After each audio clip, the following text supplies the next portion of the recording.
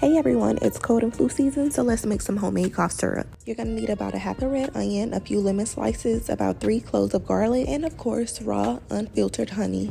Now these are the main ingredients that you need, but of course you could add whatever that you would prefer. So I went ahead and added some oregano leaves and also some ground ginger and cinnamon. If you can find raw ginger at your grocery store, that would be great. But I went ahead and layered this mason jar up with everything, and I added a bunch of honey. From here, you're gonna allow it to sit for 4 to 6 hours, but preferably overnight. Take a spoonful every 3 to 4 hours and watch the cough disappear.